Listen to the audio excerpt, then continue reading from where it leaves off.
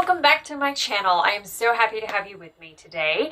I'm very excited to say that this is a bedtime story video, which means I'm going to continue reading from where we last left off on Ronia, the Robber's Daughter by Astrid Lindgren. So very excited about this. This video is dedicated with love, affection, and all things good and gooey and baked fresh out of the oven to my Moonbeam patrons over on my Patreon who voted in their poll to have me read a little bit. So that's what we're going to do. So thank you very much, everybody over there. If you don't know what Patreon is, all the information will be in the description box below.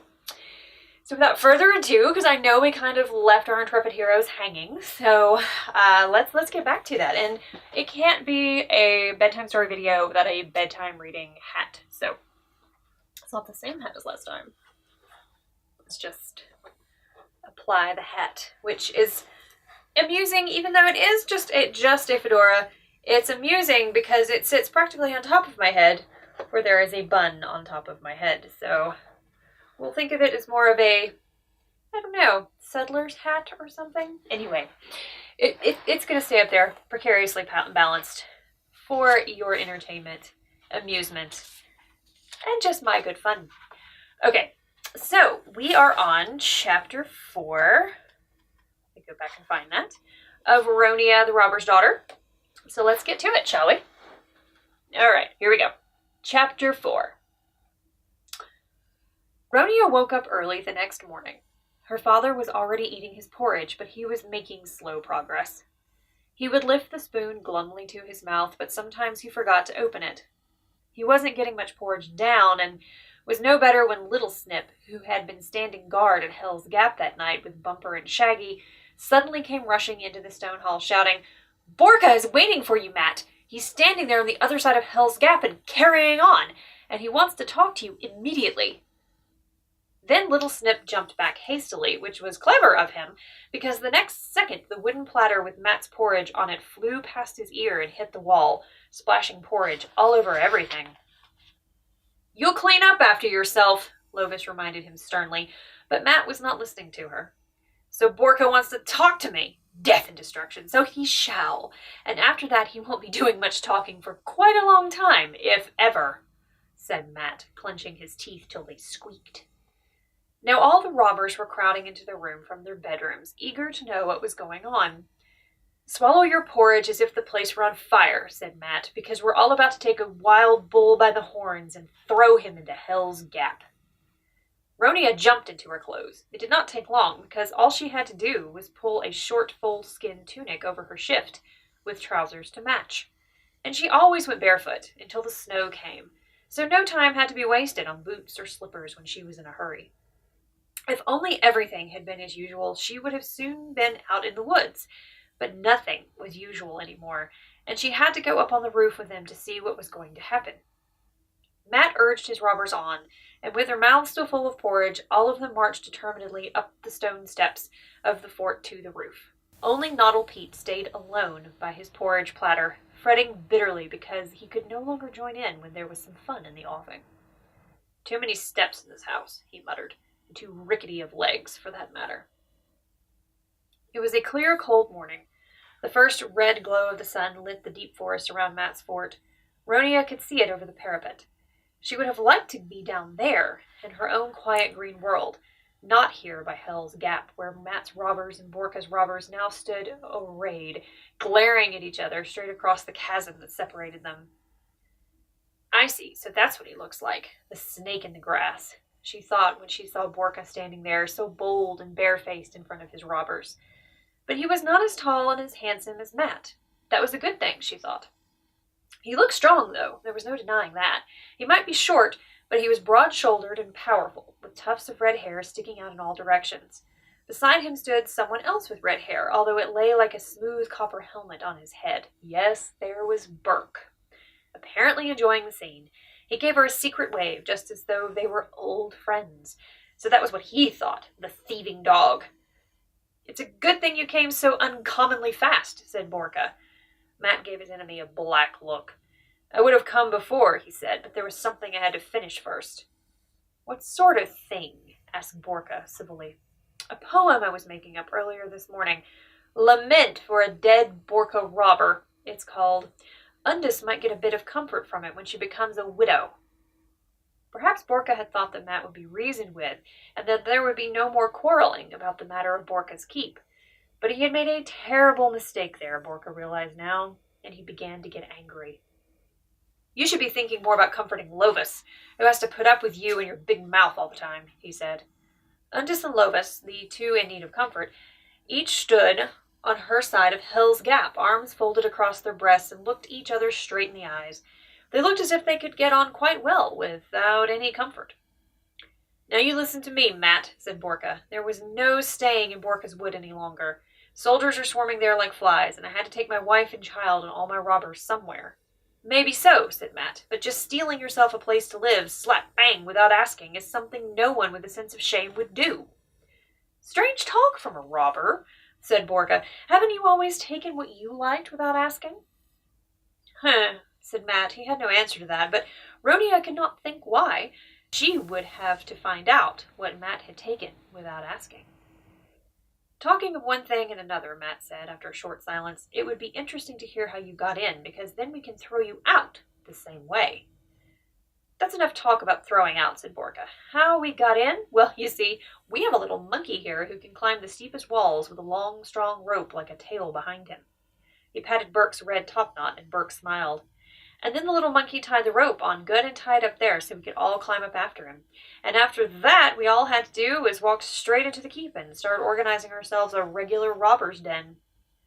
Matt ground his teeth for a time while he pondered this. Then he said, As far as I know, there is no entrance on the north side. As far as you know, there's not much you know or remember about this fortress, although you've been living here all your life. You see, in the days when it was more of a gentleman's home than now, the maids had to have a little door where they could go out and feed the pigs. Surely you at least remember where the old pigsty used to be when you were a child, where you and I used to catch rats until your father found us and boxed my ears so hard I thought my skull was going to burst. Yes, my father did many good things, said Matt. He kept all the Borka snakes in the grass in their place when he came across them. Yes, indeed, said Borka. And it was that bully who taught me that every member of Matt's clan was my enemy, alive or dead. Before that, I had scarcely realized that we belonged to different clans, you and I don't think you realized it either. But I do now, said Matt.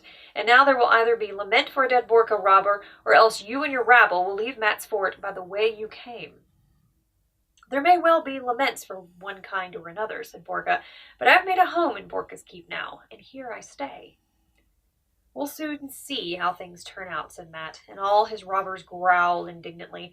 They wanted to stretch their bows at once, but the Borka robbers were armed too, and a battle at Hell's Gap could only end badly for all of them, as both Matt and Borka realized. So they parted now, after abusing each other one last time, as a matter of form. Matt did not look exactly like a conqueror when he returned to the stone hall, nor did any of his robbers. Noddle Pete surveyed them in silence, then smiled his sly, toothless smile. That wild bull, he said, the one you were going to take by the horns and heave into Hell's Gap, I suppose that was a crash that rumbled all around Matt's fort. Eat your porridge if you can chew it, and leave wild bulls to me, said Matt. I'll deal with them when the time comes. But since at the moment the time did not seem to have come, Ronia hurried back to her woods.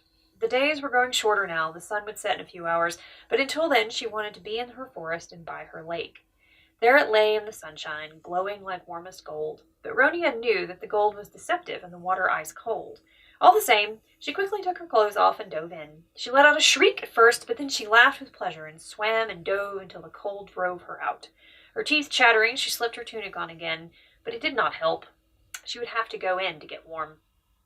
So she ran like a troll between the trees and over boulders until the chill left her body and her cheeks were glowing.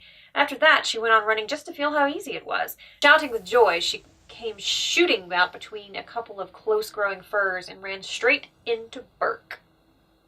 The rage welled up again. She could no longer have any peace in the forest. Look where you're going, robber's daughter, said Burke. Are you really in that much of a hurry? What kind of hurry I'm in has nothing to do with you, she snapped, and ran on. But then she slowed down. It had occurred to her that she could steal back and see what Burke was doing in her woods. He was squatting outside the den where her fox family lived. That annoyed her even more, because after all, they were her foxes. She had been following them ever since the cubs had been born that spring. Now the cubs were big, but still playful. They leaped and bit and fought each other outside the den while Burke sat and watched them. His back was toward her, but in some strange way he knew that she was behind him, and he called out without turning. "What do you want, robber's daughter?" "I want you to leave my fox cubs alone and get out of my woods." Then he got up and came toward her. "Your fox cubs? Your woods? Fox cubs belong to themselves, don't you know that? And they live in the fox's wood, which is the wolves and bears and elks and wild horses' wood too, and the owls and the buzzards and the wood pigeons and the hawks and the cuckoo's wood, and the snails and the spiders and the ants." "I know all the living things in these woods," said Ronia, "so don't you think you have to teach me anything." "Then you know that it's also the wild harpies and the grey dwarfs and the rump rose and the muck trolls' wood." "Tell me something I don't know," said Ronia. "Something I don't know better than you. Otherwise, shut up." "In any case, it's my wood, and your wood, robber's daughter. Yes, your wood too. But if you want to have it for yourself alone, then you're sillier than I thought when I first saw you." He glared at her, his blue eyes dark with resentment. He did not think much of her, she could see, and it pleased her. He could think what he liked. She wanted to go home now, and not have to see him any more. "I'm happy to share the woods with the foxes and owls and spiders, but not with you," she said, and went. Then she saw the mist coming over the forest. It rose thick and gray from the ground, and rolled in among the trees. A moment later the sun had vanished, and the golden gleam had gone. Now you could see neither stick nor stone. But she was not afraid. She could feel her way back to Matt's fort even through the thickest fog, and she would certainly be home before Lovis sang the wolf song. But what about Burke? Perhaps he knew all the paths and tracks in Borka's wood, but here in Matt's wood he was not so much at home. But, well, then he could stay out there with the foxes, she thought, until a new day dawned without mist. Then she heard him calling out through the thickening haze, "Ronia!" There, now that he knew her name, too, now she was no longer just a robber's daughter. Once again he called, "Ronia! What do you want?" she shouted, but he'd already caught up with her. "This mist scares me a little," he said. "I see. You're frightened of not getting home to your thieving people? Then you'd better share the fox's lair with them, since you're so fond of sharing." Burke laughed. "You're harder than stone, robber's daughter, but you can find your way to Matt's fort better than I can. May I hold on to the edge of your tunic until we're out of the woods?" "That you can't," said Ronia, but she untied her leather rope, the one that had saved him once before, and handed him one end. "Here, but you'd better keep a rope's length away from me. I'm warning you." "As you like, cross robber's daughter," said Burke. And so their journey began. The fog closed in on them, and they walked in silence, a rope's length apart, as Ronia had decreed. They must not leave the path now. Any wrong step could lead them astray in the fog, Ronia knew, but she was not afraid. She felt her way forward with hands and feet. Stones, trees, and bushes were her signposts. They moved slowly, but she would still be home before Lovis sang the wolf song. There was no need for her to be frightened. But she had never made as strange a journey. It was as if all the living things in the woods had fallen silent and died, and it made her feel uneasy. Were these her woods, the woods she knew and loved? Why were they silent and menacing now? And what was that hiding in the mist?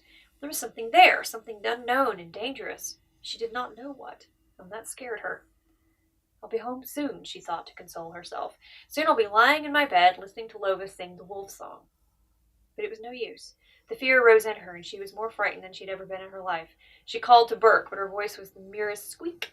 It sounded so awful that it frightened her even more. "I'm going to lose my wits this way," she thought. "It'll be the end of me." Then, from deep in the thickest mist, there came soft, sweetly plaintive notes. A song, and it was the most wonderful song. She had never heard anything like it. Oh, how lovely it was! How it filled her with its beauty, and it took away all her fear. It comforted her. She stood still and let herself be comforted. How beautiful it was, and how the song charmed and enticed her. Yes, she could feel that those who sang it wanted her to leave the path and follow the enchanting music into the darkness. The song grew louder, it made her heart shake, and all of a sudden she had forgotten the wolf song awaiting her there at home. She had forgotten everything. All she wanted was to go to those who were calling to her from the mist. "Yes, I'm coming," she cried, and took a few steps off the path. But then came a tug, and the leather rope so fierce that she fell headlong. "Where are you going?" cried Burke. "If you let yourself be tempted away by the unearthly ones, you are lost, you know that." The unearthly ones. She had heard about them. She knew that they came in the woods from their dark places underground, and only when the fog closed in. She had never met any of their people, but she wanted to follow them now, wherever they went. She wanted to live with their songs, even if it meant spending the rest of her life underground. "Yes, I'm coming," she called again and tried to go, but Burke was there now, holding her fast. "Let me go!" she shouted, shrieking and striking out wildly, but he held her fast.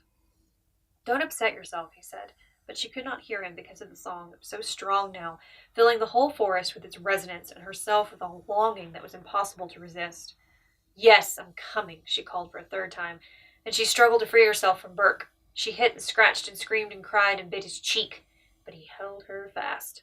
He held her fast for a long time, and suddenly the fog lifted as swiftly as it come. At that same moment, the song died. Ronia looked around her as if newly awakened from a dream. She saw the path that led home and the red sun sinking behind the wooded ridges, and Burke. He was standing there, right beside her. "A rope's length away," he said, she reminded him. Then she saw his bloody cheek and asked, "Did the fox bite you?" Burke did not answer. He rolled up the leather rope and gave it back to her. "Thank you. I can find my own way home to Borka's keep now." Ronia peeped at him from under her bangs. It was suddenly difficult to think really badly of him, but she didn't know why. "Begone, then," she said kindly, and off she ran. Chapter 5.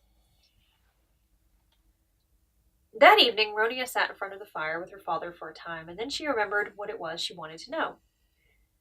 "What is it that you have taken without asking, as Borka said?"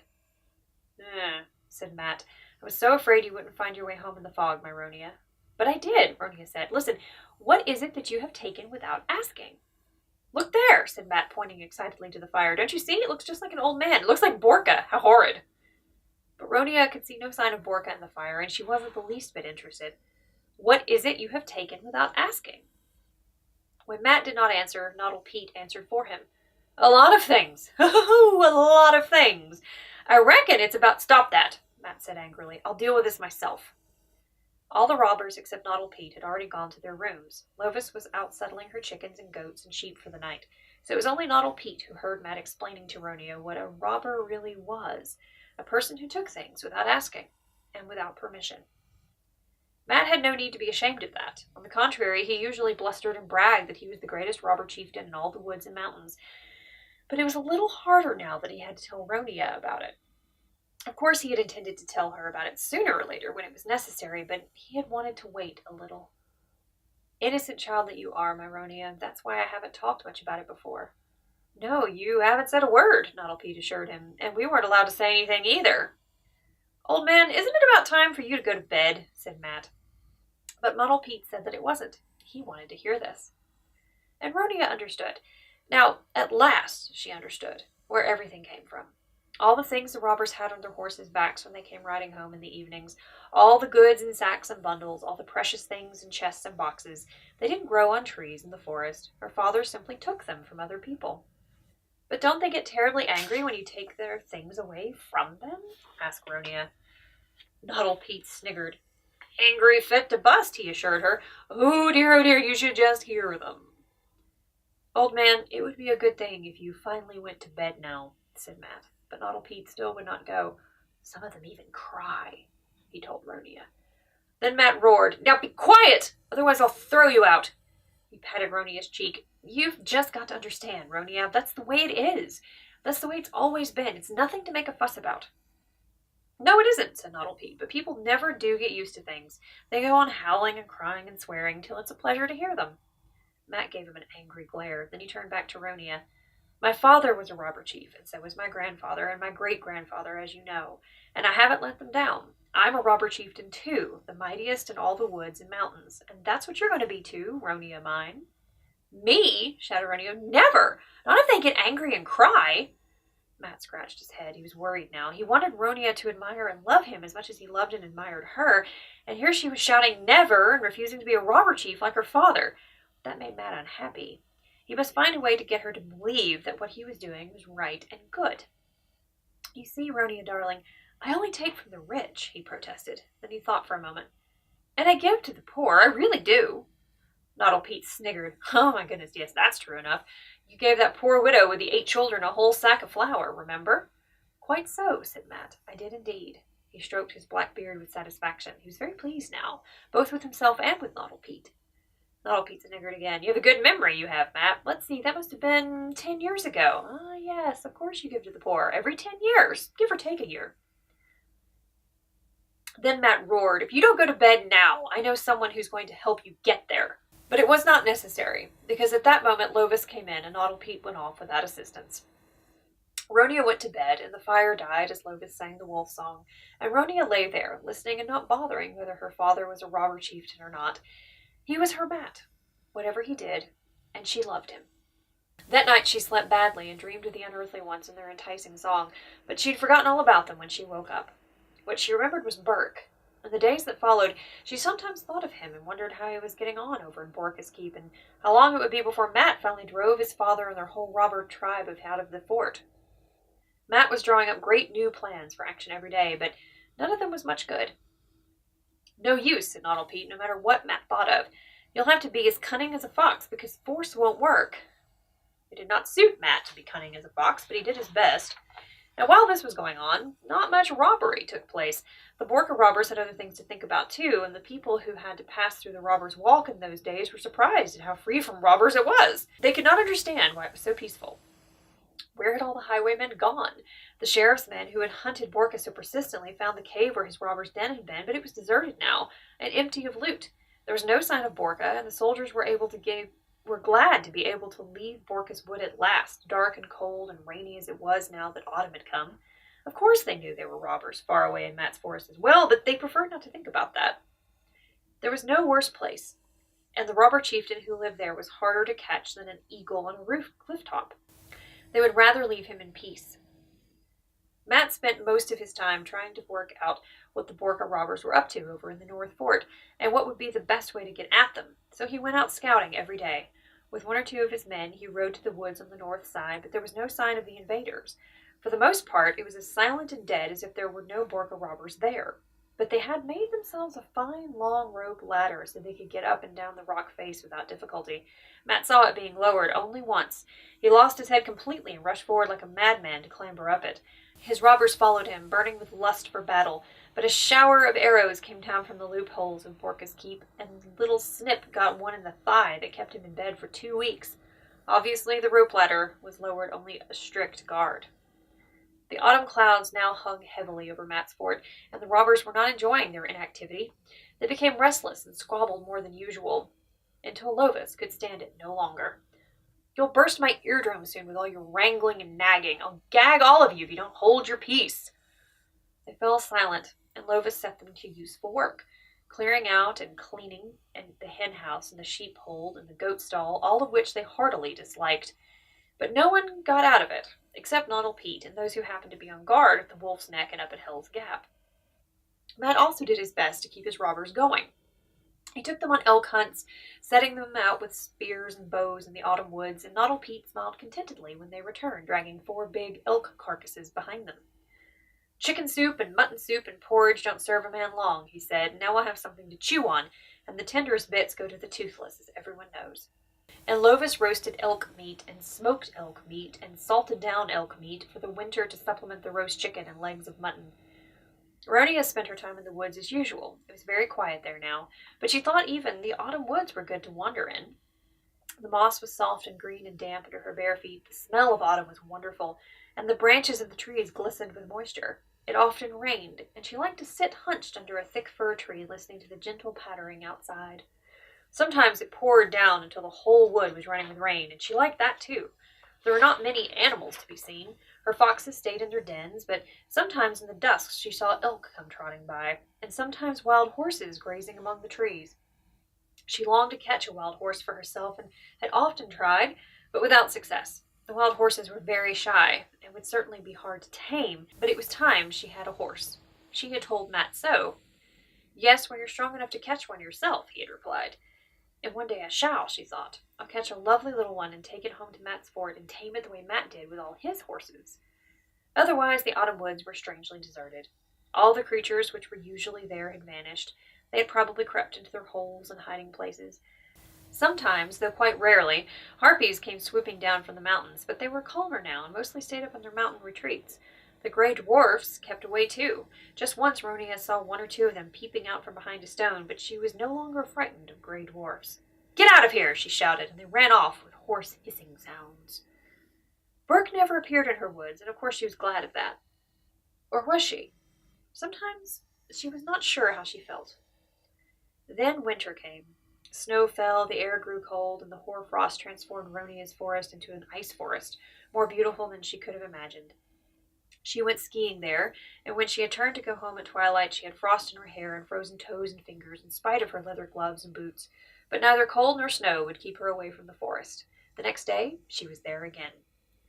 Matt was sometimes worried when he saw her rushing off down the slopes toward the wolf's neck, and he said to Lovis, as he had so often before, "I hope everything's all right. I hope nothing awful happens to her. I couldn't live with it if it did."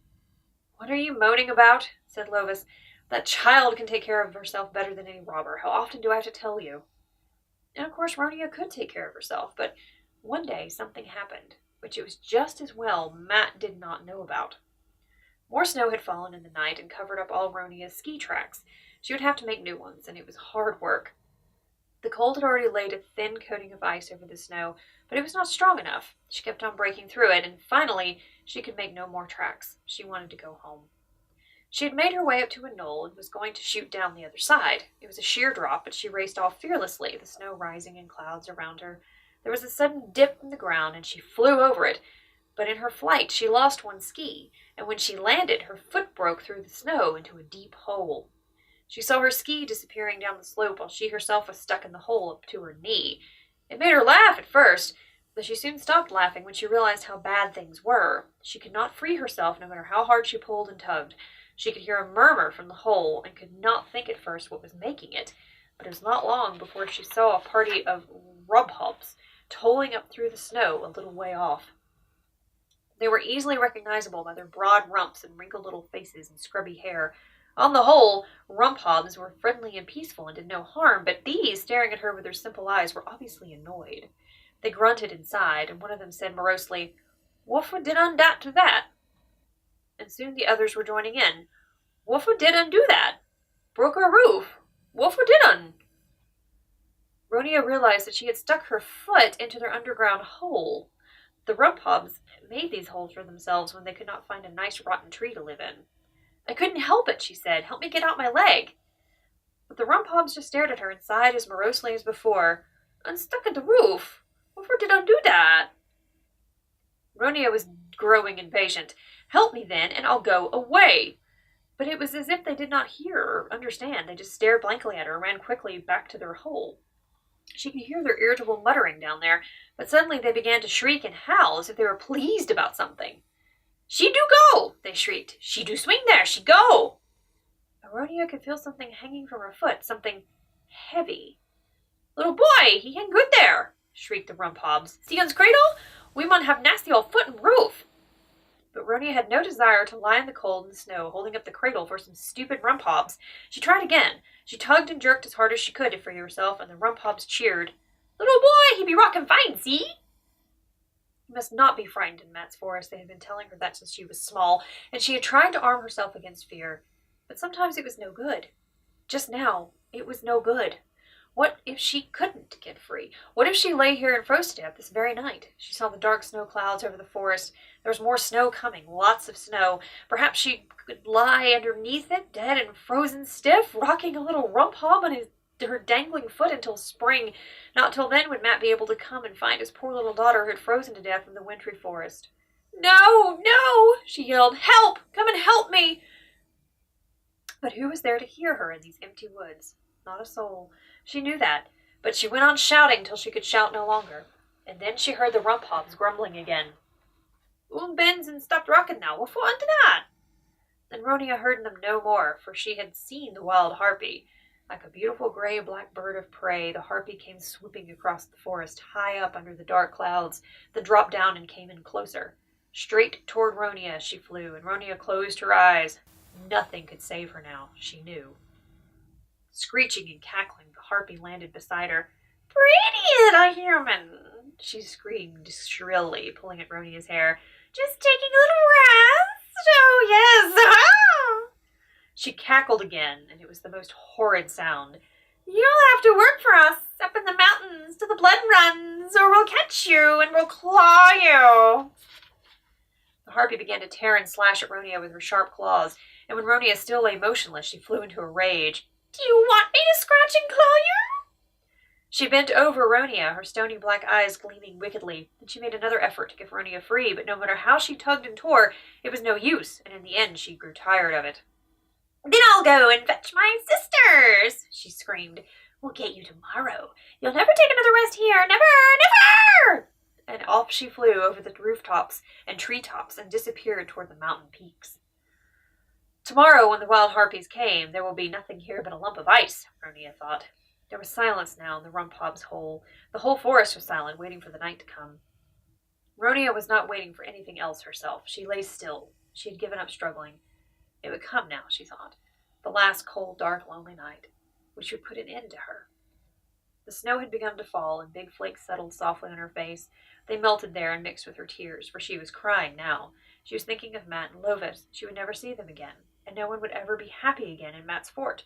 Poor Matt, he would lose his senses with sorrow, and there would be no Ronia there to comfort him as she used to do when he was sad. No, there was no comfort to be given now. None to be had, none at all. Then she heard someone speaking her name. She heard it clearly and distinctly, but she knew it must be a dream, and that made her cry again. Never more, except in dreams, would anyone call her by her name, and soon she would not even dream any longer. But then she heard the voice once again. Ronia, shouldn't you go home now? She opened her eyes reluctantly, and there stood Burke. Yes, there stood Burke, on his skis. I found your ski down at the bottom. That was pure luck, because otherwise you'd gone on lying here. He put the ski down on the snow beside her. Need help, do you? Then she was crying in earnest, so loudly and so desperately that she was ashamed. She was crying so hard that she could not even answer him. But when he bent to lift her up, she flung her arms around him and muttered frenziedly, Don't leave me. Don't ever leave me again. That made him smile. No, as long as you keep a rope's length away. Let go of me and stop howling, and I'll see if I can get you free. He took off his skis, lay down beside her, and thrust his hand as far as he could into the hole. And when he had worked at it for a long time, the miracle happened. Ronia could pull her leg up, and she was free. But the Rumphobs in their hole were angry, and their little one whimpered, Wool little boy up, and he got dirt in his eyes. Before you do that. Ronia cried. She could not stop herself. Burke handed her the ski. Stop howling, he said, otherwise you'll never get home. Ronia drew a deep breath. Yes, the crying was over now. She got to her feet and tested her leg to see if it would hold her. I've got to try, she said. And you'll come too, won't you? I'll come too, said Burke. Ronia set off and made the run down the slope, and Burke followed her. All the time, as she skied painfully homeward in the swirling snow, she had him behind her. Time and again, she had to make sure that he was still there. She was so frightened that he might suddenly disappear and leave her on her own. But he was following her, rope's length away, until they were nearly at the wolf's neck. There they had to part. From there, Burke would take a secret way back to Borka's keep. They stood silently for a time in the falling snow, trying to say goodbye. It was difficult, Ronia felt, and she wanted with all her strength to keep him there. Listen, Burke, she said, I wish you were my brother. Burke laughed. Why shouldn't I be?